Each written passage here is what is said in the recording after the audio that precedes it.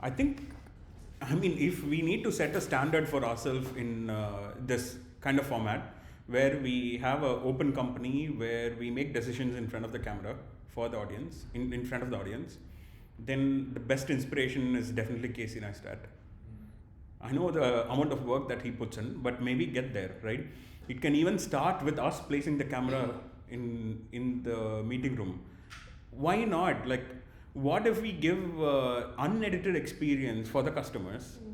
That is always the best. Right? Honestly, yeah, that is the best. Yeah, because every when we spoke about Buffer posting about their decisions and the content about how they actually made the decision to go on how they planned out the offsite retreat, right? When they post it, it is actually after the retreat, after they came back, saw the financials, prepared a deck for it, went through a editor who edited the article, and it was ironed out and posted, right?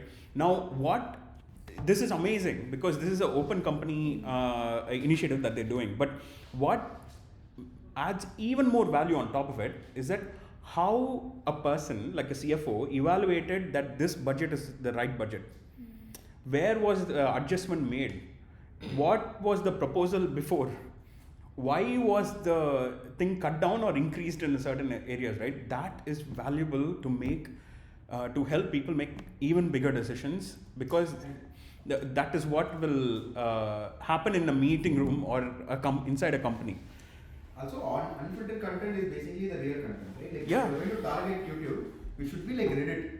Don't have Correct. anything that is either cleaned out or anything like that. Whatever is the reality, that gives you the better organic reach. Yeah. Some people might find it boring sometimes, but the thing is that the aspect that you're looking at is that like it should be stored as a mystery that will be there. Yes. And yeah, probably that's what made me look at that post in the first place, right? See, of course it would be boring for some people, but what really attracted me was on the comparison was very realistic. So they didn't portray the picture of, see, we had this budget, we stuck to it. No, there were certain items where the budget was way overboard than what they planned, and they also had a reasoning of why it went overboard. And there were also certain items where it was way less than what they actually planned or had as a budget, which made it very realistic. I was like, okay, they're doing it very openly. They show us what the actual budget was. And one more thing that was really, really impressive was not a lot of companies openly talk about finances in the first place. Right. And not a lot of companies are open with saying that they spent $20,000 on a retreat. No, they're not okay with saying that. But then, as a company, you're coming out saying that, and it's fine to have your employees have the best time of their life when you are making X amount of money, right? Amount of money. There's nothing wrong in it. As much as you want your customers to have the best thing possible, there's nothing wrong in having your employees have the best thing possible. So that's what made that post really beautiful. And it was not from Buffer's actual social media handle page. It was from one of their, I'm not sure, one of the product managers or someone, I don't know. I don't remember, but it was one of the employees at Buffer, one of the people from the team, So it really attracted me. Yeah, so this is what builds the relationship with the brand rather than a product or a person, right? Tomorrow we launch knowledge base. We are launching knowledge base. So people know that, oh, okay, these guys who I know how they make the decision is launching something which I think I trust them to have made the right decision for knowledge base, and I'm going to sign up for knowledge base. So this is how I think it should work. Then we are now clear, right? YouTube is the base platform that we are going to post. That's the first place to post. Then the unedited content. One of the biggest advantage about unedited content for a bootstrap company like us is that we don't have to have editors. We don't have to edit anything. No, that's a really good thing only. Yeah. But I think that cannot be the only thing that we produce, right? We should also have some sort of interviews. Yeah. Because it's kind of a balance.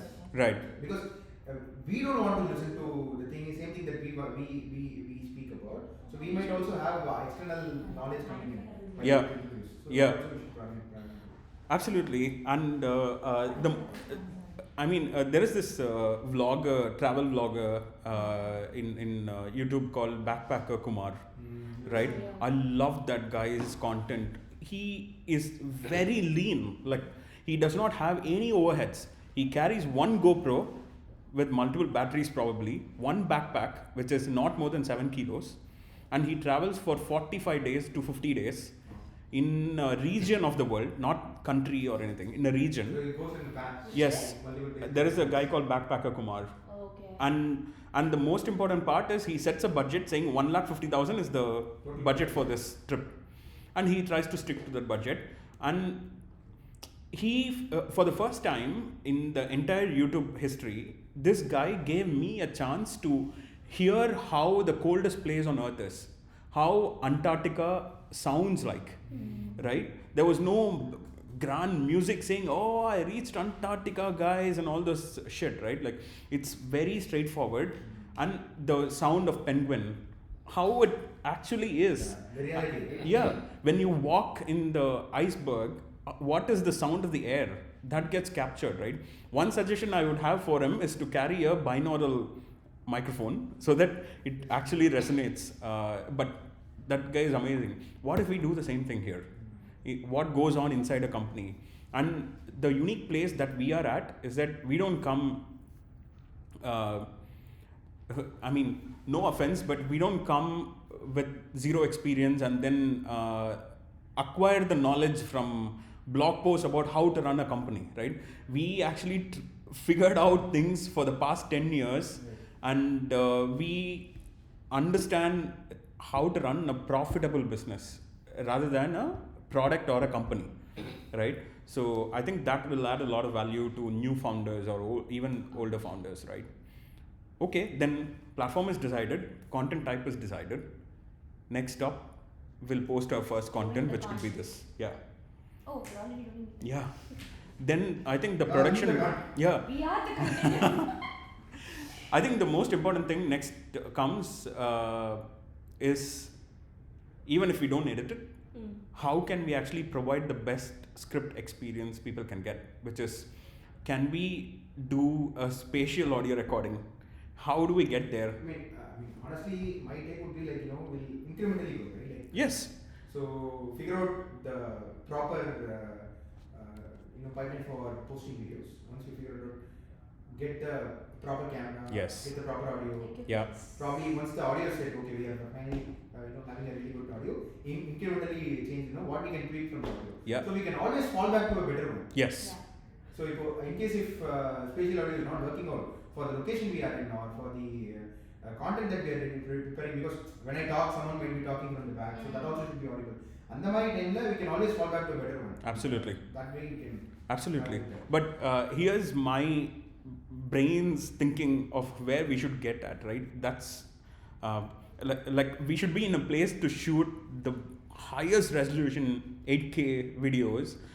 See, why I'm saying that that's important is because we have to try hard to simulate how a customer or the audience would feel when they are sitting right next to us, right? To give that experience, they have the highest resolution retinas, right? How can we resemble that? And how can we actually give the same audio experience that we get when in the room? Because I see most people, 99.99% of the people taking it for granted, saying, oh, audio, put a microphone in front of it, add a lot of bass, it gives this cinematic experience and then it gets over with.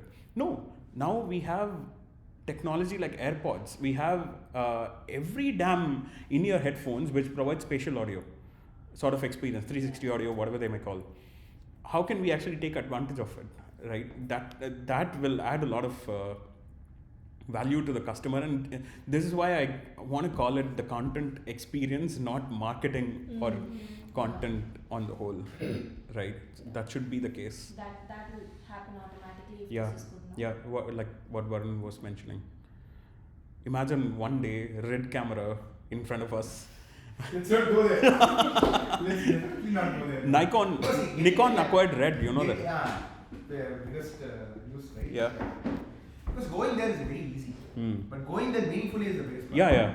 I mean, we are bootstrapped, so we cannot be like, okay, I'll invest the next lakhs and lakhs of rupees there, right?